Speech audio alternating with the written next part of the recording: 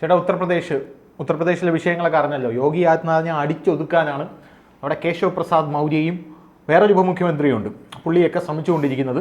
യോഗി ആദിത്യനാഥിൻ്റെ വലിയ രീതിയിലുള്ള പടപ്പുറപ്പാട് ഉത്തർപ്രദേശിൽ നടക്കുകയാണ്. ഈ വാർത്തയൊക്കെ നമ്മൾ കുറേ നാൾ മുമ്പേ ഡിസ്കസ് ചെയ്താണ്, പുറത്തുവിട്ടതാണ്. പക്ഷേ ഇപ്പോൾ അവിടെ നിന്ന് വരുന്നൊരു റിപ്പോർട്ട് എന്ന് പറഞ്ഞാൽ ഇതിനെയൊന്നും കൂസാതെ ബുൾഡോസർ എടുത്തുകൊണ്ട് വീണ്ടും ഇറങ്ങിയിരിക്കുന്നു എന്നാണ്.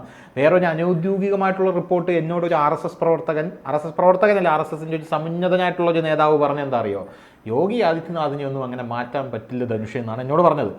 പിന്നെ കേശവ് പ്രസാദ് മൗര്യ ഒരു അടവിറക്കി, അതായത് ഞാൻ OBC കാരനാണ്, ഞാൻ ഈ പരാജയത്തിൽ രാജിവെക്കാൻ തയ്യാറാണ്, രാജിവെച്ച് പാർട്ടിയുടെ വിനീത വിധേയനായിട്ടുള്ള പ്രവർത്തകനായിട്ട് ഞാൻ നിൽക്കാൻ റെഡിയാണെന്ന് കേശവ് പ്രസാദ് മൗര്യ പറഞ്ഞു. അതിൻ്റെ പിറകിലുള്ള ടെക്നിക്ക് എന്ന് പറഞ്ഞാൽ ഇപ്പോൾ OBCയുടെ വോട്ട് മൊത്തം SP-ക്കാണ് പോയിരിക്കുന്നത്. അതുകൊണ്ട് ആദ്യം ചെന്ന് പറഞ്ഞു ഞാൻ OBC കാരനാണെന്ന് പറഞ്ഞു. രണ്ടാമത് പറഞ്ഞു ഞാൻ രാജിവെക്കാൻ പോവുകയാണ്, ഇതിൻ്റെ ധാർമ്മിക ഉത്തരവാദിത്തം ഞാൻ ഏറ്റെടുക്കാമെന്ന് പറഞ്ഞു. അപ്പോൾ പാർട്ടി ഇയാളെ പിടിച്ച് മുഖ്യമന്ത്രിയാക്കുമെന്ന് ഇയാൾ വിചാരിച്ചിട്ടുണ്ടായി. 2017 ഇയാളായിരുന്നല്ലോ മുഖ്യമന്ത്രിയാവാനായിട്ട് നിന്നുള്ളത്. അപ്പോൾ ഇയാളെ താക്കീത് കൊടുത്ത് മാറ്റി നിർത്തിയിട്ടുണ്ട് എന്നാണ് ആ വാർത്ത. പക്ഷേ പുറത്ത് ഔദ്യോഗികമായിട്ട് വന്നില്ല, അനൗദ്യോഗികമായിട്ട് പുള്ളി എന്നോട് പറഞ്ഞതാണ്. കേശവ് പ്രസാദ് മൗര്യ അങ്ങോട്ട് മാറിയിരുന്നു, യോഗിയൊന്നും ഇപ്പോൾ മാറ്റാൻ പറ്റില്ല, ഇപ്പോൾ ഉപതെരഞ്ഞെടുപ്പ് കൂടെ വരെയാണ്. പുള്ളിക്കാരന് UP-യിൽ ശക്തമായിട്ടുള്ള സ്വാധീനമുണ്ട്.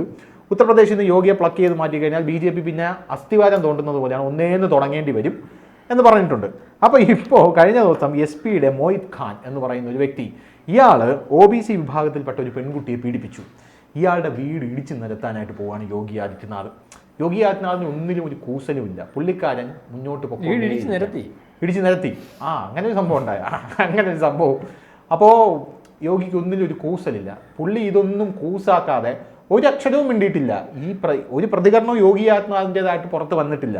അകപ്പാടെ യോഗി ആദിത്യനാഥ് പറഞ്ഞത്, പാർട്ടിയുടെ യോഗത്തിൽ പറഞ്ഞത്, നമുക്ക് ആത്മാർത്ഥത ഇല്ലാത്തത് കൊണ്ടല്ല, മറിച്ച് ആത്മാർത്ഥത എന്ന് പറഞ്ഞാൽ കോൺഫിഡൻസ്, ആ കോൺഫിഡൻസ് കൂടിപ്പോയത് കൊണ്ടാണ് നമുക്ക് ഇപ്പോഴുള്ള ഒരു വിഷയം സംഭവിച്ചത്. അത്ര മാത്രമേ പുള്ളി പറഞ്ഞു, വേറെ ഒന്നും പറഞ്ഞിട്ടില്ല മറുപടി. അപ്പോൾ ഇതിൻ്റെ കൂടെ വേറെ കേസ് കൂടെ കഴിഞ്ഞ ആഴ്ച സംഭവിച്ചിട്ടുണ്ട്. അവിടെ പറഞ്ഞിട്ട് ഞാൻ മറുപടി വരാം. 2-3 ഒരു പെൺകുട്ടിയെ ബൈക്കിൽ പോയവരെ ഷാൾ പിടിച്ച് തള്ളിയിട്ടിട്ട് ആ കുഞ്ഞിനെ ഉപദ്രവിച്ചിട്ട് പോയി. അത് കേസ് കൊണ്ട് കൊടുത്തിട്ട് ജാമ്യം കിട്ടുന്ന വകുപ്പെടുത്ത് കേസ് നിസ്സാരമായിട്ട് അങ്ങ് കൈകാര്യം പോലീസ് വിട്ടു. ഇത് ഈ വീഡിയോ വൈറലായി, ആരും എടുത്ത് വിട്ടു. അത് പറഞ്ഞു SI CI പോലീസുകാരെ ADGP DGP, അതിൻ്റെ DGP എന്ന് പറഞ്ഞാൽ മെയിൻ DGP അല്ല, മൊത്തത്തിനെ സസ്പെൻഡ് ചെയ്തോളാം പോലീസിൽ. എന്നിട്ട് ജാമ്യം കിട്ടാത്ത വകുപ്പിട്ട് കേസെടുക്കാൻ പറഞ്ഞു. അപ്പം ഈ ധനുഷ് പറഞ്ഞതുപോലെ ആരാണ് പറഞ്ഞതെന്ന് എനിക്കറിയത്തില്ല. ഏതോ ഒരു RSSൻ്റെ സമുന്നത നേതാവ്, അതിൻ്റെ പേര് വെളിപ്പെടുത്തേണ്ട കാര്യമില്ല. BJPക്ക് യോഗിയെ മാറ്റിയാൽ അവിടെ അസ്ഥിവാരം UP-യിൽ തോണ്ടുമെന്നുള്ള കാര്യത്തിൽ സംശയമില്ല. നമ്മൾ ഈ അവിടുത്തെ ഇദ്ദേഹത്തിന് 52 വയസ്സേ ഉള്ളൂ. ഈ 52 വയസ്സിനകത്ത് മുഖ്യമന്ത്രി ആകുന്നതിന് മുമ്പ് 5 തവണ MP ആയാളാണ്. അതായത് ഇപ്പോൾ 1993 വീട് വിട്ടിറങ്ങിയ സന്യാസിയാകുന്ന ആളാണ്. അദ്ദേഹത്തിൻ്റെ സന്യാസി ഗോഡ്പൂർ ഉള്ള അല്ലെങ്കിൽ ആശ്രമത്തിൽ ഇദ്ദേഹം മാത്രമല്ല, ഇദ്ദേഹത്തിൻ്റെ അതിൻ്റെ സന്യാസി ശ്രേഷ്ഠനാണ് അദ്ദേഹം. ഇദ്ദേഹത്തിന് കോടാനുകൂടി ആൾക്കാർ ഡിവോട്ടീസ് ഇതിനുള്ളതാണ്. അപ്പം വളരെ ഇദ്ദേഹം ഈ പറയുന്നത് പോലെ RSSO BJP ഒന്നുമല്ല, വളരെ കൊച്ചുനാളിലെ സന്യാസത്തിൽ ഇറങ്ങി. അന്നേ ഗോസംരക്ഷണം. പിന്നെ ഇദ്ദേഹത്തിൻ്റെ ഏറ്റവും വലിയ മുദ്രാവാക്യം രാമക്ഷേത്രം തന്നെയായിരുന്നു. ആ മുദ്രാവാക്യം എടുത്ത് യുവവാഹിനി മനസ്സിലായി സംഘടന ഉണ്ടാക്കി അതിൻ്റെ പ്രചരണവും അതിൻ്റെ കാര്യങ്ങളുമായിട്ട് വളരെ മുന്നോട്ട് പോയതാണ്. അദ്ദേഹത്തിൻ്റെ ഗുരുനാഥൻ 98 മരിച്ചതിന് ശേഷം അദ്ദേഹം MP ആവുകയാണ്. അപ്പോൾ ആ MP ആയതിനു ശേഷം ഒരു വട്ടം അവിടെ BJPക്ക് സഹായിച്ചില്ലെങ്കിൽ പോലും അദ്ദേഹം സ്വതന്ത്രമായിട്ട് MP. അപ്പോൾ അത്രയും ജനപിന്തുണയുള്ള ആളാണ്. ഇദ്ദേഹത്തിൻ്റെ ജനപിന്തുണ കണ്ടതുകൊണ്ടും ദേശീയവാദം കൊണ്ടും അല്ലെങ്കിൽ ഇദ്ദേഹത്തിൻ്റെ മുദ്രാവാക്യങ്ങളും ഒക്കെ ഏറ്റെടുത്ത് ഹിന്ദുത്വവാദി, അതായത് RSS ആഗ്രഹിക്കുന്ന ഒരു ദേശീയവാദി എന്ന് കണ്ടതുകൊണ്ടാണ് RSS ഇദ്ദേഹത്തെ അടുപ്പിച്ചത്. 2017 ഇലക്ഷനെ നേരിടുമ്പോൾ മോദി MP ആണ്. ആ മോദി അന്ന് ആ ഇലക്ഷനെ വളരെ കൃത്യമായിട്ട് സഹായിച്ചു. മോദിക്ക് മുഖ്യമന്ത്രി ആവണമെന്നുള്ള താല്പര്യവും അല്ലെങ്കിൽ ആ ഒരു അജണ്ട അവിടെ ഇല്ല, പറഞ്ഞാൽ അദ്ദേഹം മത്സരിച്ചിട്ട് പോലും ഇല്ല, പറഞ്ഞ് മനസ്സിലാവുന്നത്. പക്ഷേ 2017 ധനുഷിന് ഓർമ്മയുണ്ടോ എന്നറിയത്തില്ല, മുഖ്യമന്ത്രിയെ തീരുമാനിക്കുന്ന വിഷയം വന്നപ്പോൾ അന്ന് ഈ പറഞ്ഞ ആൾ കേശവ് പ്രസാദ് മൗര്യ, വിജയ് പതക്ക്, അതുപോലെ തന്നെ ഇപ്പോഴത്തെ അതല്ലെങ്കിൽ നേരത്തെ 10 കൊല്ലം കൊണ്ടിരിക്കുന്ന നമ്മുടെ ഇദ്ദേഹം ഉണ്ടല്ലോ, പ്രതിരോധ മന്ത്രി രാജ്നാഥ് സിംഗ്, അങ്ങനെ 4-5 പേരുടെ പേര് സജീവമായിട്ട് നിൽക്കുകയാണ്. ആരെ തീരുമാനിക്കും എന്നുള്ള കാര്യത്തിൽ BJPക്ക് യാതൊരു തീരുമാനമില്ലാതെ പരസ്പരം മത്സരിച്ച് നിൽക്കുന്ന സമയത്ത് ഒരു മാസം അവിടെ RSS പറഞ്ഞ് അവിടെ നിൽക്കട്ടെ എന്ന് പറഞ്ഞു. ഒരു മാസത്തിന് ശേഷമാണ് ഇതാരും ഒരു മനുഷ്യനും ഉദ്ദേശിക്കാത്ത ഒരു തീരുമാനമായിട്ട് RSS വന്നത്, യോഗി മുഖ്യമന്ത്രി ആവട്ടെ. കാരണം യോഗി മുഖ്യമന്ത്രി ആവുമെന്ന് എങ്ങനെ തീരുമാനിക്കാൻ പറ്റും? പുള്ളി മത്സരിച്ചിട്ടില്ല, പുള്ളി പിക്ചറിലില്ല, പുള്ളി ഒരു ആർഗ്യുമെന്റുമായിട്ടില്ല, ഒന്നുമില്ല. ആ യോഗി വളരെ കൃത്യമായിട്ട് ഠാക്കൂർ വിഭാഗക്കാരാണ്, ഈ രജപുത്രയുടെയൊക്കെ കൃത്യമായിട്ട്. മാത്രമല്ല അദ്ദേഹത്തിന് ജാതിക്കപ്പുറം നിന്ന മനുഷ്യന് ഈ പ്രാവശ്യം ഇതിനകത്ത് വേറെ വലിയ നമ്മൾ പറയാതിരിക്കാൻ നിവൃത്തിയില്ല, നമ്മൾ പറയണമല്ലോ കാര്യം. ഇതിനകത്ത് പ്രത്യേക ഈ ഒരവസ്ഥയിൽ യു പി എത്തിക്കുന്നതിനകത്ത് യു പിയെ BJPയുടെ കയ്യിൽ കൊടുത്ത അമിത്ഷാ തന്നെ അല്ലെങ്കിൽ നരേന്ദ്രമോദി തന്നെ ഇതിനകത്തൊരു ചെറിയ കളി കളിച്ചു. രാഷ്ട്രീയം പറയാതിരിക്കാൻ പറ്റില്ല. കാരണം 2014 ഒരു കൊല്ലം മുമ്പ് നമ്മുടെ ഗുജറാത്ത് കലാപവുമായിട്ടുള്ള കൊല കേസിന് ജാമ്യം എടുത്ത് അദ്ദേഹം കയറണ്ടെന്ന് പറഞ്ഞു. അന്ന് യു പിയിലാണ് അദ്ദേഹം പ്രവർത്തിക്കാൻ വന്നത്. വേണ്ട സഹായമെല്ലാം അന്നേ യോഗിയുടെ ഭാഗത്തുനിന്നുണ്ടായി. അതാണ് ഇദ്ദേഹത്തിന് യോഗിയെ ഇഷ്ടപ്പെടുന്നത്, അമിത്ഷായി.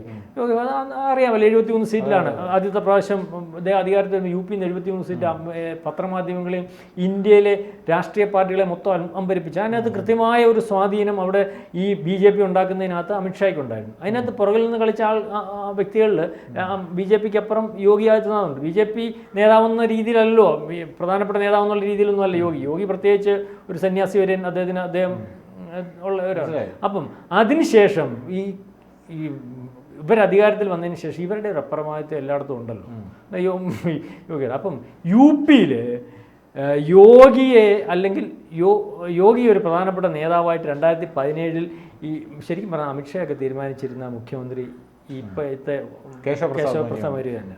അപ്പം അതിനപ്പുറം RSS തീരുമാനം അംഗീകരിക്കാതിരിക്കാൻ നിവൃത്തിയിൽ വന്നതിന് ശേഷം അവിടെ ചിട്ടയായിട്ട് ഇവരെ ഒബ്സർവ് ചെയ്യാൻ വേണ്ടി അല്ലെങ്കിൽ ഇവരുടെ കാര്യം നടപ്പാക്കുന്നതിന് വേണ്ടി കാര്യങ്ങൾ പറയുന്നതിന് വേണ്ടി വെച്ചിരുന്ന ഒരാൾ തന്നെ, പറയാതിരിക്കാൻ നിവൃത്തിയില്ല.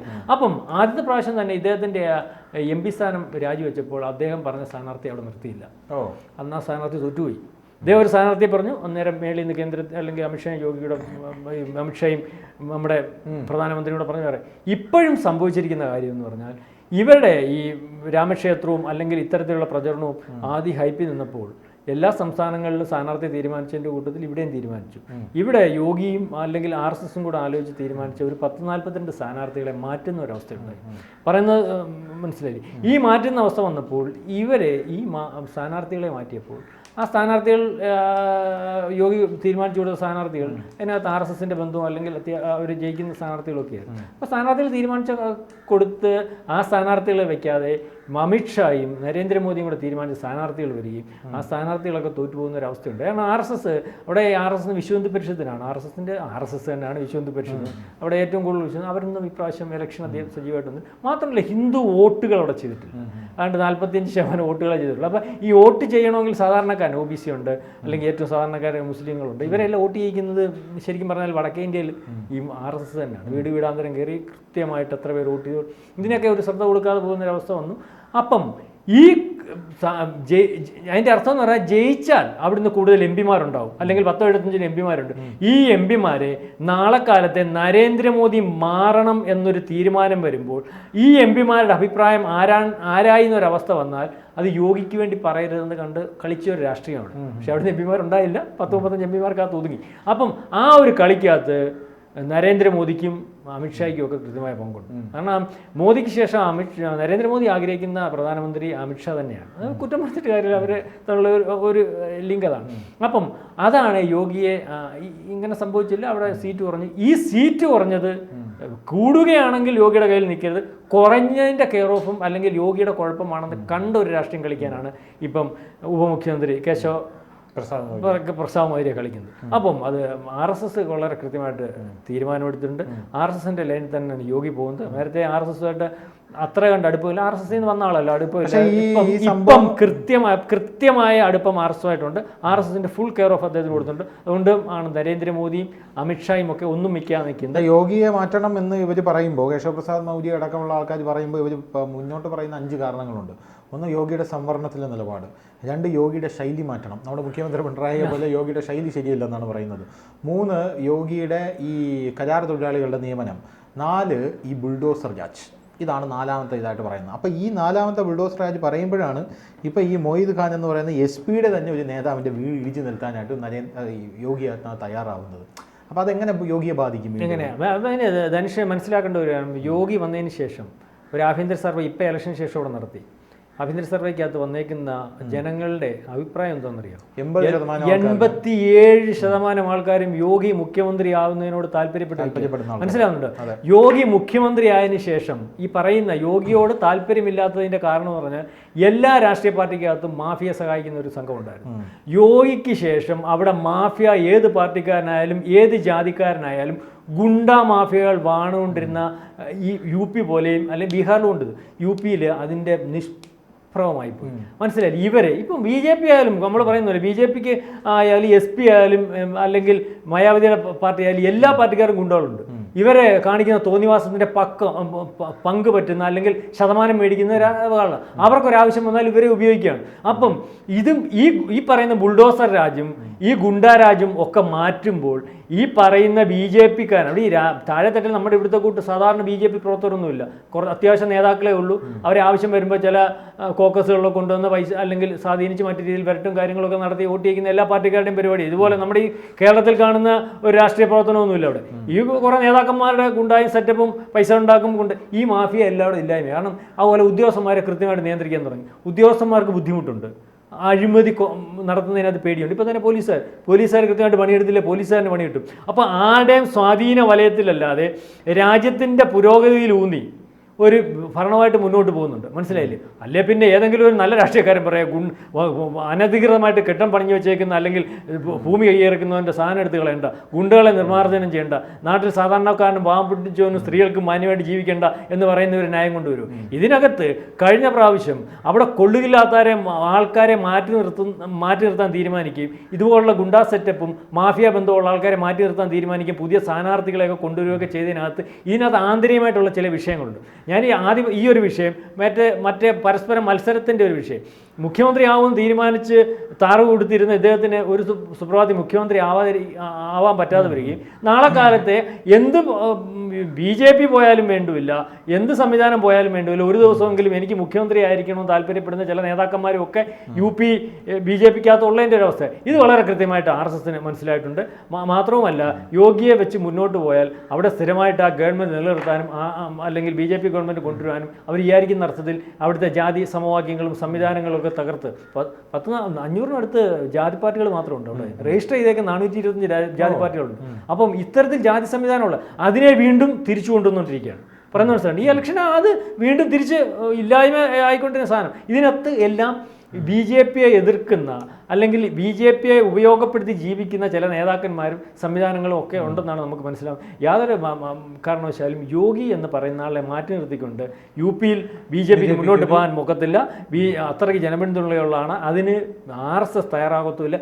ഇപ്പോഴത്തെ സാഹചര്യത്തിൽ അങ്ങനെ തയ്യാറായതിൻ്റെ ഫലം അനുഭവിച്ചിരിക്കുന്ന അമിത്ഷായും നരേന്ദ്രമോദിയൊന്നും ഇനി അതിന് തയ്യാറാവത്തില്ല എന്നാണ് എനിക്ക് തോന്നുന്നത്. അപ്പം ഏതാണ്ട് 80%-90% ജനങ്ങൾക്ക് താല്പര്യമുള്ള യോഗി തന്നെ ഭരിച്ച് മുന്നോട്ട് പോകും. ഈ പ്രസാദ് മൗര്യയുടെ കാര്യങ്ങളൊന്നും നടക്കത്തില്ല, അദ്ദേഹത്തിൻ്റെ താല്പര്യങ്ങളൊന്നും നടക്കത്തില്ല. പിന്നെ ഈ വെളിയിൽ ഈ മാധ്യമങ്ങൾ കെട്ടിപ്പൊക്കുന്നത് പോലെ യോഗിക്ക് യാതൊന്നും സംഭവിക്കാനില്ല. അടുത്ത ഇലക്ഷൻ യോഗി തന്നെ ഫേസ് ചെയ്യും, വീണ്ടും അധികാരത്തിൽ വരുമെന്നാണ് നമ്മൾക്ക് മനസ്സിലാവും. കൂടുതൽ വാർത്തകളും വിശേഷങ്ങളും നിങ്ങളിലേക്ക് എത്താൻ ABC മലയാളം സബ്സ്ക്രൈബ് ചെയ്യുക, ബെൽ ബട്ടണും അമർത്തുക.